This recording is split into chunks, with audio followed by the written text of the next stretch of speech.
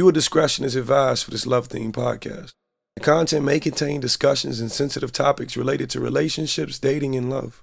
Some content may not be suitable for all listeners, especially those uncomfortable with open and vulnerable conversations. We encourage our listeners to practice self-care and to reach out to a trusted friend or professional if they need support. You have no friends, you have me. Welcome to the Lost Lover Boy Podcast. Welcome to another episode of the Lost Lover Boy Podcast. I am your host, Mr. Demetri Wiley. Some of you know me from TikTok. Some of you know me from Instagram. Some of you know me as the guy who always got some shit on his chest. Some of you know me as a fucking lead vocalist in car karaoke. Y'all know me for a bunch of different reasons, but for those who are new here, welcome to Home of the Lovers. Like, I truly hope you find a safe space in the things you hear and the things you see, whether it's me pop logging or it's me, you know what I'm saying? I don't do pop logging, but I truly hope you can find a home here and feel safe here.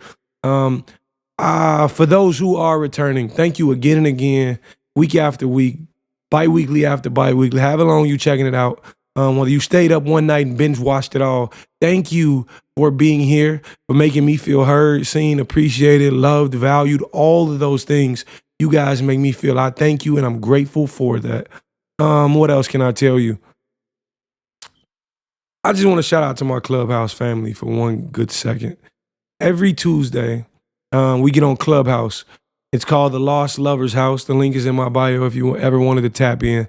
Every week we get on there, week after week, and we always start off with a very open-ended conversation, a very open-edged conversation for a lot of people to get on there and speak about how they feel, speak about what they're going through, speak about the topic that I see forth. And I want to say how much I love you guys. How much we've grown to understand each other and how much you guys have helped me see the world outside of all I've known already. I think knowledge and growth is everlasting. I feel like you always should be in search of it.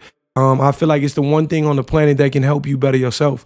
I said on a post recently that I've only ever wanted to be rich to provide, and I've only ever been excited to seek knowledge when I have opportunities to teach. And I'm fortunate that so many people tap in with me, and they even took a moment at the end of the Clubhouse to say how, much I'm appreciated in all I've done. And I told them I haven't done anything other than get on here and be myself, anything other than, put my opinion out there for the world to hear in hopes that so many people feel the same way I do. So thank you very, very much. I love you guys. Y'all know who you are. If I got to shout y'all out by name, you know what I'm saying? There's a lot of y'all I really just adore. And that's for everybody who get on there and speak and everybody who's there week after week listening. You guys are appreciated so much. Now, for this episode, I wanted to speak on the concept of breaking generational trauma, healing from generational trauma, shattering generational trauma, becoming a new you through understanding generational trauma. And I'll just give my perspectives. I know everybody see me online and they imagine that I'm some man who grew up in a household where everything was rainbow and smiles. That I'm some man who grew up in a household where everything was just happy all the time and emotions were always taken into consideration and there was never, self-doubt or neglection or all of that's incorrect. I've even told my parents that I hate when people say, who raised you? Because in all actuality, no shade to my parents, but I feel as though I've learned myself on my own. I've always said you can either learn in a negative space or a positive space. You either learn from what you seen that was done right, or you learn from what you've seen and you decided to do the opposite, right? Most of what I seen was the opposite. I'll give you an example. My parents, for example, in their relationships with their parents have always been shaky. My father had a father who was just a father. He provided all the way up until my dad was probably 16. Then my dad was out on his own. He was never emotionally available. It was you go to work, you get money, that's it. And to be quite frank with you, the distribution of love between my father and his siblings, incredibly uneven. But my dad loved anyway. But my dad chose to have a love and admiration for his father anyway. Right? And my dad's mother, right, stemming from that older generation where most of all she knows was to be a wife. Now, I didn't have a relationship with either one of these people. My dad's father or my dad's mother. They couldn't tell you my name to this day. Couldn't do it. Never had a relationship with them. Right? And of course, it's a why don't they, as a child, you think, why don't they want us? Why don't they care to know us? But my dad took it with a grain of salt and said, I'm going to raise my children regardless. My dad took it with a grain of salt and said, I'm going to love my children regardless. And as a result of that, staying on the topic of my father was more of a father than he was a dad in my younger years. My father was never emotionally available. I've never went to my father, for advice on a woman. I've never went to my father about advice on a job, I didn't start going to my father until I grew up and I needed advice on a vehicle. Yo, Pops, you want to show me how to change these brakes? And then me and my father began to develop a relationship that was more than the relationship he had with his father. Because at the moment, that's all he had to give me because that's all he seen. My dad thought all love was all his dad did for him. Imagine this. Imagine, right? There's a place out there on earth and they've never envisioned what a $100 bill looks like. The moment they see a $100 bill, it's foreign to them. Just like when you hear two people having a conversation that's not in your language, you don't know it, you don't understand it, right? So it's foreign to you. It doesn't exist until it's brought upon you. It doesn't exist until you're taught, right? And I never faulted my dad for that. Never in my life faulted my dad for that because even as a child, I understood this concept. I understood generational trauma. I understood it then, so I knew my dad didn't have much to give me in a realm he did not understand, right? But I told myself, the moment I become a father, I'm going to learn from that negative space. All my dad did not do that I felt I needed him for, I'm going to be that. I'm going to be emotionally available. I'm going to be emotionally in tune. I'm going to be caring. I'm going to be passionate. I'm going to be emotional myself so my child understands it's okay to be emotional. Now, let's flip over to my mother's side of things. My mother, father, start with him. He's always, since I've known him, since she's known him, always been a drug addict. Always been addicted to drugs. Always. Always been an alcoholic. Both, same time. I'll be 28 in June. I've never saw my grandfather living anywhere else other than his mother's roof. He's lived with his mother since I've known him. Because that's because he's a man who needs to be dependent on someone else. That's what addictions do to you. They cripple you, right? And leave you thinking that this can be more important than other obligations in your life, right? Now let's talk about how that played into my mother's arms. My mother had never known what it was like to have her dad. Never knew what it was like to have an emotionally available man at all. Now, granted, my grandfather was present, but I will always say present does not substitute for your position. Your position is to be a father, right? Just because you present, you have to be a father, right? But still, even as a child, I understood everybody's writing their own book, right? And me personally, I may be just a sentence in some person's book. I may be a paragraph in another. I may be a chapter in another. I may be the whole left side. somebody else, right? But even still, you give grace because you don't know this person's book. You've never read it. My grandfather may have suffered things I have no clue about. I didn't have friends pushing drugs on me. I didn't have the peer pressure he dealt with.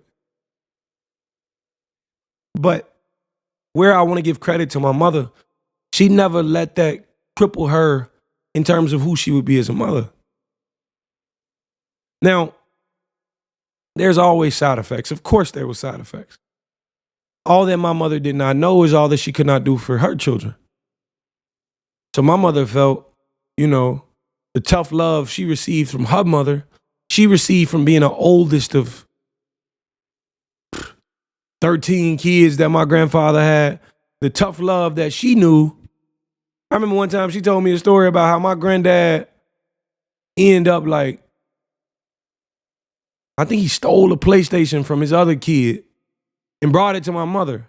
And on Christmas, he had to steal that motherfucker back from my mama, take it out her hands. No, not a PlayStation. I'm sorry, it couldn't have been a PlayStation because my mother's old as dirt. I'm just playing, Mom. I'm just playing. But it was a Nintendo Switch. I'm sorry. Not a Nintendo Switch. What am I doing? Logan has rubbed off on me so much. Not a Nintendo Switch, a Nintendo 64. Right? The old when you blow that one. When you wanted to play that goddamn Mario Kart, yeah, you blow that motherfucker. It was one of them. He ended up stealing it from another baby mama and took it away from that child to come give it to my mother. Then that baby mama started tripping, so he ended up stealing it from my mother. Imagine what that does to a child. What you just opened up on Christmas, you found out ain't even yours. You found out was on borrowed time. It ain't even for you. That takes the whole allure out of what Christmas is. Right? Now let's take my grandmother into account. My grandmother is how do I explain my grandmother? And this is not the grandmother I'm constantly speaking to on this podcast. This is my mother's mother. Who I'm speaking to is my great-grandmother, whose birthday is actually coming up. Actually, both of their birthdays are actually coming up. But we're doing my great-grandmother a birthday party. Her name's Rose. I'm speaking about a different grandmother. My mother's mother. She's something else. She's a very unique person. She and this is me speaking and giving y'all that transparent truth in my life, in my mother's life. She's always favored her youngest daughter. Right? My grandmother is one to pick favorites. And she's even with me growing up, I was 13, hearing things like, yeah, we don't trust your mother with this because she's not financially responsible and she's not this. Let me tell you something. My mother's a product of all she did, right? You could ask my mother to this day, she'll tell you. I was the one to break ground and say, Ma, you could do anything you could put your mind to, right? I told my mama, go tap in with your credit. Figure that out. See what it's looking like, right? Sign my mother up for a credit union. The credit union I was attending, she got her credit together. My mother went and bought a Tesla, no money down, baby. That's all you, Mom. Right? But this is the same mother I used to hear was not financially responsible back in the day. It's the same mother I used to hear don't know how to manage things and can't control her temper. All my mother was a product of all she got. Right? And as a child, we received that same thing my grandmother did to my mother. We received the same thing. It was no different. My mother was angry. My mother was loud. She was aggressive. She was hit first, ask questions later. My mother thought because we were boys and we were going to grow up and be bigger than her, she said this out of her mouth, that I felt like I had to hit you guys. I felt like I had to make you guys fear me in order to respect me, but that was never the case. Not for me. I don't learn in fear. I learn in love. Everything about me was centered in love. Everything about me was rooted because I love people, right? And it's easier to teach through love than it is to teach in fear. And I sit and I tell my child, this is only present because I love you. I have to have you around. I have to keep you safe, right? It shouldn't be a presence of fear to make you be respected. We was gonna respect you regardless. You feed us. You know what I'm saying? You're our mom. You all we know. So we was going to respect you regardless, but she didn't know that. And it built up a lot of trauma in my brothers. It built up a lot of trauma in my sister. It built up a lot of trauma in, our household. And it ultimately ended up, resulting in me being homeless at like 18. Right? I was sleeping in hotels, sleeping in my car, washing up at the gym, going to work. And funny enough, even in trauma, me and my mother was working at the same job. We was working for the same trucking company on two different sides of the building, not speaking to each other for years. Right? A lot of trauma. It wasn't until me and my mother decided to have that conversation to heal from it. And I told my mother, there's nothing you need to do to prove anything to your mother. Your mother is going to see it how she sees it. It's not who you are. It's what you've been through. I helped my mother see that idea, and I cannot sit and tell you guys how proud of my mother I am in growth. So when people out there thinking that, I've been telling my mother this or telling my father this, and they aren't receptive, they won't listen, they won't hear, I promise you, never stop doing that. Never stop putting in that work, because one day they will. And for those of you who've lost a parent, and there was so much that went unsaid, baby, keep speaking. Keep putting it out there into the world, because God hears you, and eventually your parent will get the message. They may not be able to send the words back down to you, but you're going to receive it in blessings they've supplied for you. You're going to receive it in blessings they put through to God to send you. Your parents are always going to speak in your favor. Because let me tell you something. If they did not receive that healing from trauma on the planet, they getting it from God. They getting it up there. God gonna make sure it happen. Right? Because he gonna make sure you are exactly who you need to be to sit with him. He gonna make sure you're exactly who you need to be, so that person can watch over you. So your parent can watch over you. Never stop speaking to him. I don't give a fuck if you look crazy at a gravesite. Never stop healing, growing, learning from. The thing about our black culture, right? Our black culture, and I can only say our black culture because I'm African American. I haven't really experienced other people's cultures that well enough to speak on it. Just in black culture, there's a lot that can go on, right? My mother felt she had something to prove to her mother, right? And in turn, it led her feeling like she can never be good enough for the world. I had this conversation with my mother the other day. I was like, what's something you feel you wish you could improve on just today? She was like, I lack confidence. And I told her, you don't lack confidence for no reason. You lack confidence because that's the way the world grew you up to be, right? If you had a parent, if you had someone fighting for your confidence as a child, every day I tell my son, you so handsome. Boy, you sexy, boy. My son told me the other day, Daddy, you want to be like me, right? I said, you know it. He was like, because I'm sexy, you know it. I want to be just like you because you big and strong. And in turn, what that does, when he's my age, he's going to look at the world fearlessly. He's going to look at the world like, I can do anything because my dad told me I could. I can do anything because that was instilled into me to be this person. Right? And I'm a firm believer that if the world would stop focusing so much on the trauma that was, on the trauma that was caused, and start focusing on how much trauma they can heal going forward, this world would be running laps. My culture would be running laps around other people. But we get too consumed up in proving, we get too consumed in proving ourselves to other people.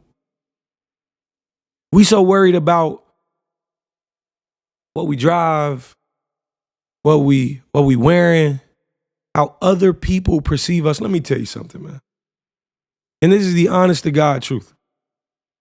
If God could show you the minds of other people, you can truly see how much these motherfuckers ain't thinking about you. You can truly see how much your day-to-day is not a factor on other people. 9 times out of 10, that person you trying to impress doesn't give a fuck about what you drive. 9 times out of 10, the person you trying to impress doesn't give a fuck about what shoe you wearing. They don't care.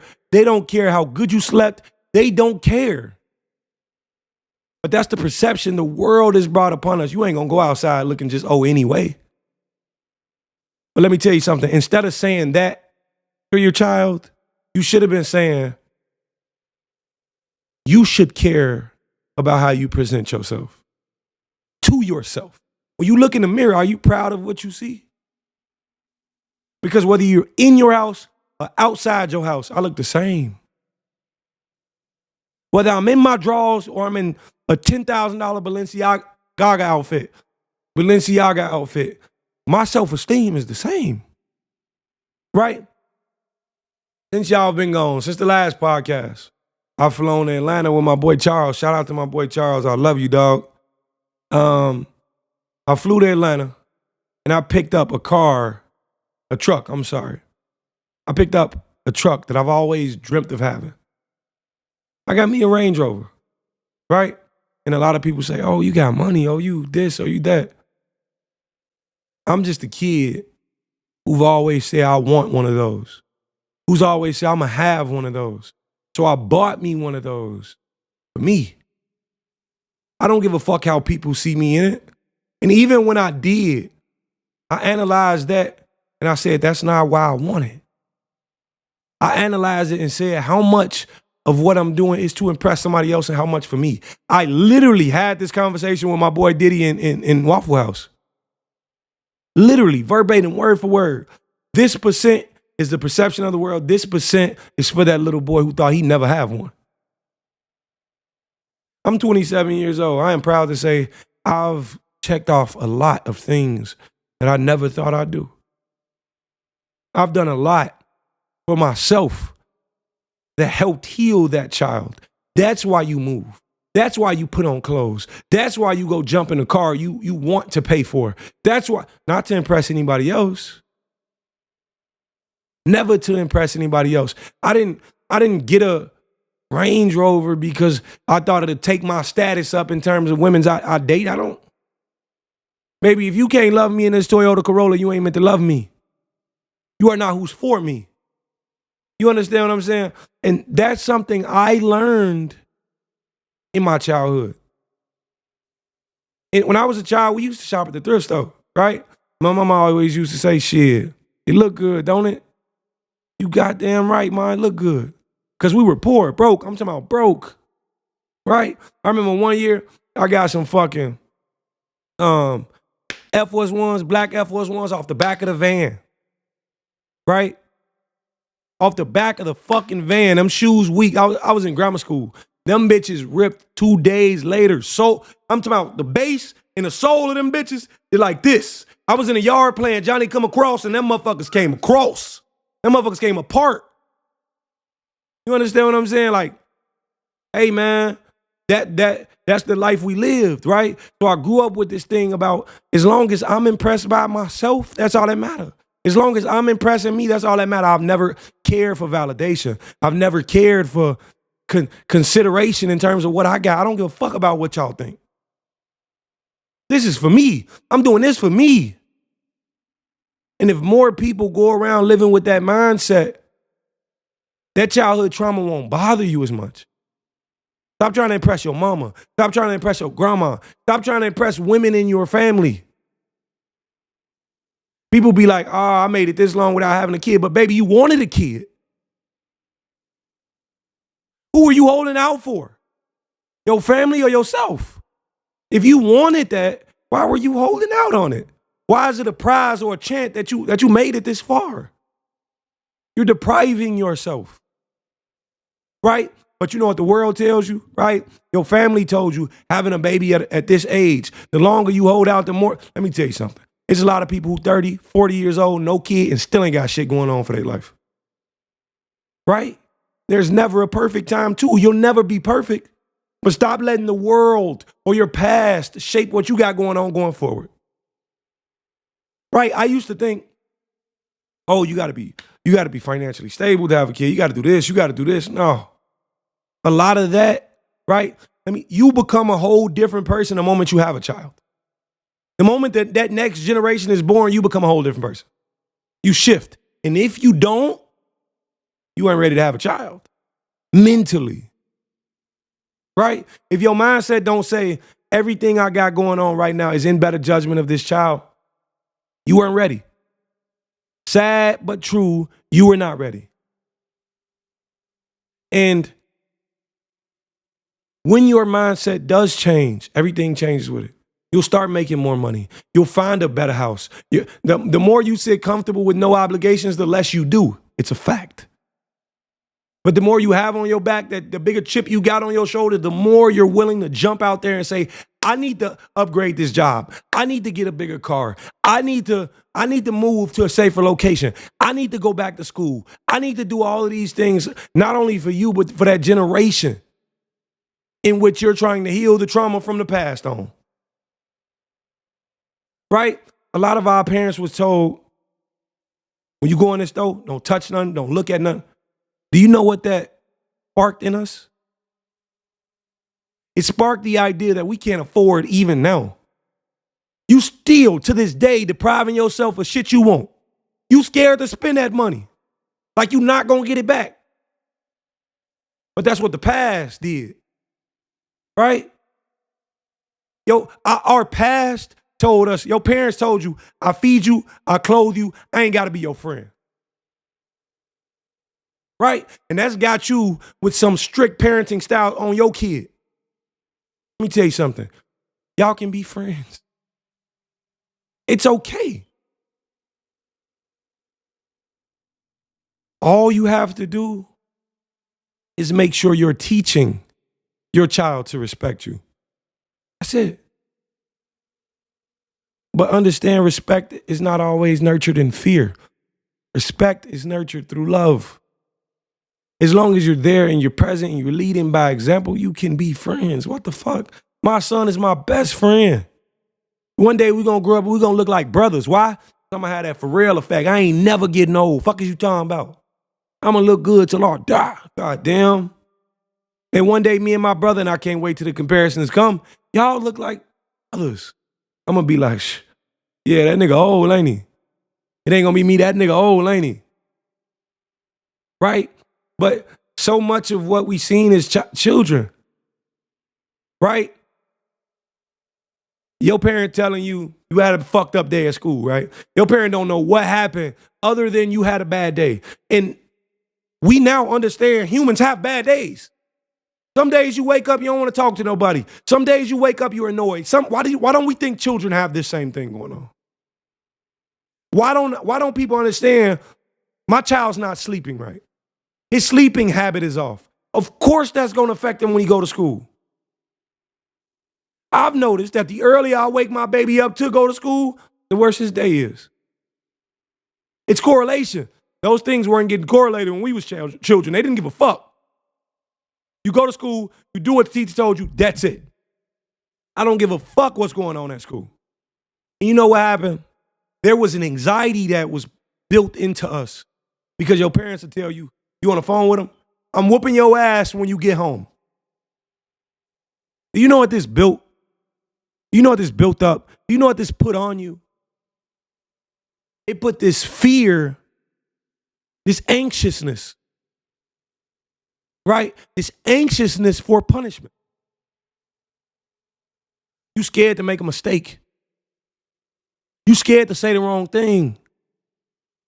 You scared to go to work thinking all repercussions leads to you being fired.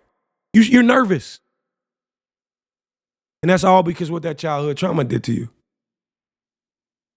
All I'm saying is, all I want you to know is be more cognizant of what that trauma and how that trauma is affecting your life today. While you're living in it, say, damn, I know this is because of da da da da.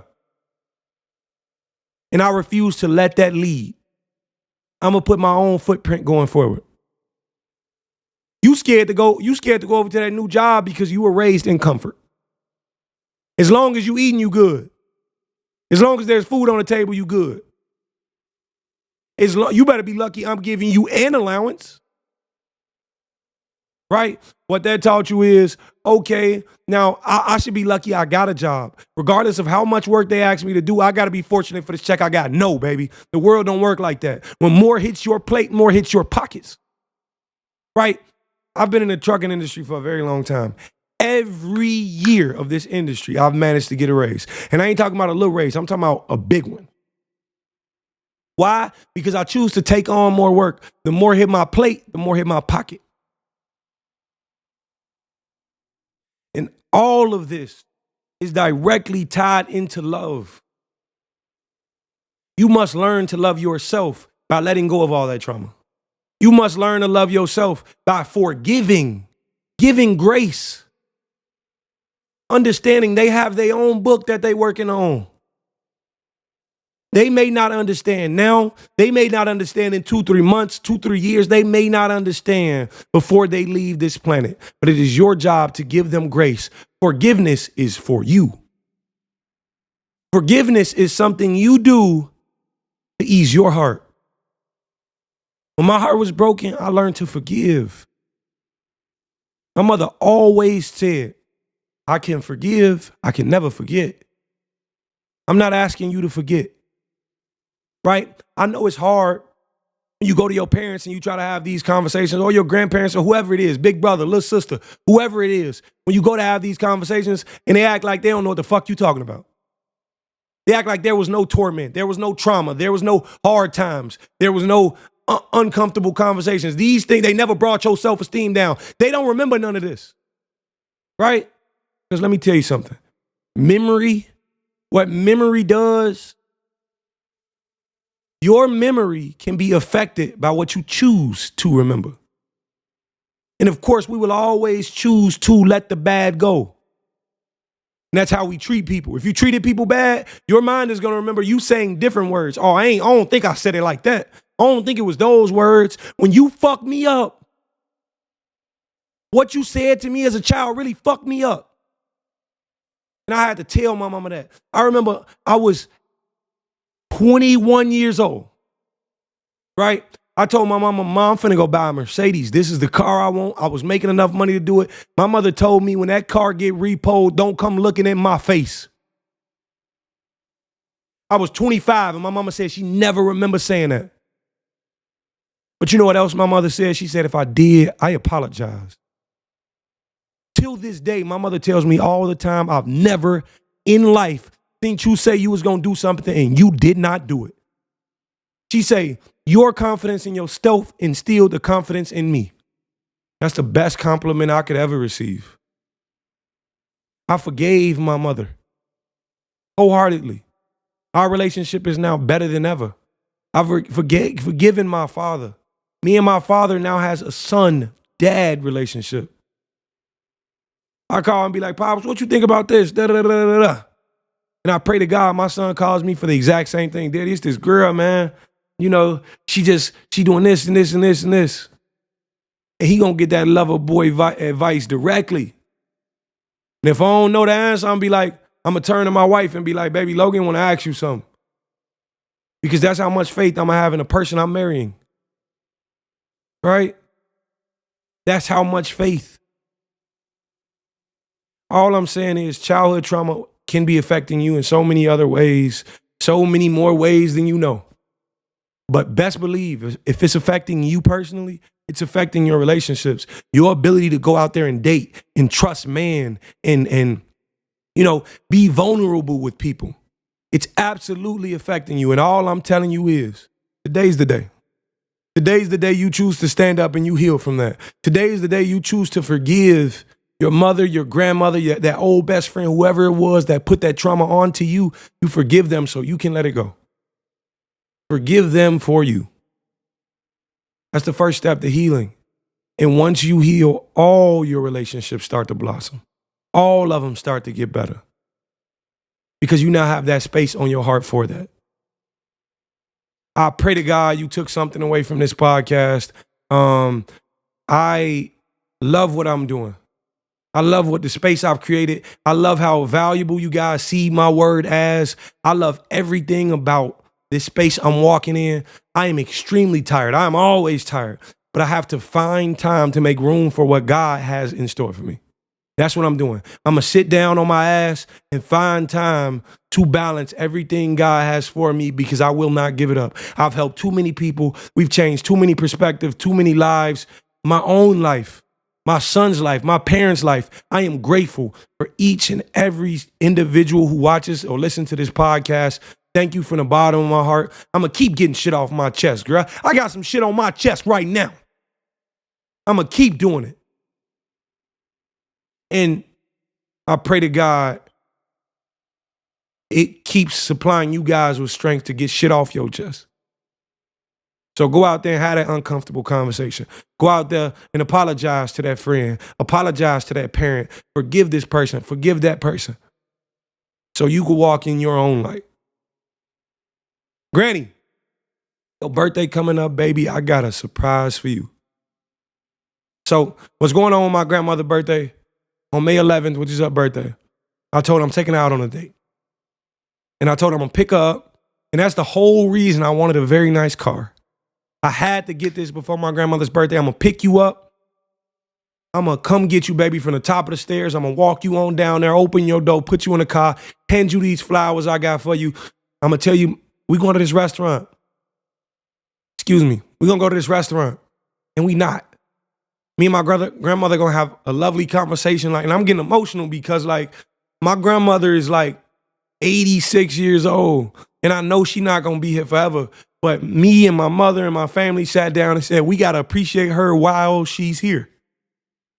And baby, I love you. If I've never told you I love you more than anything on this planet.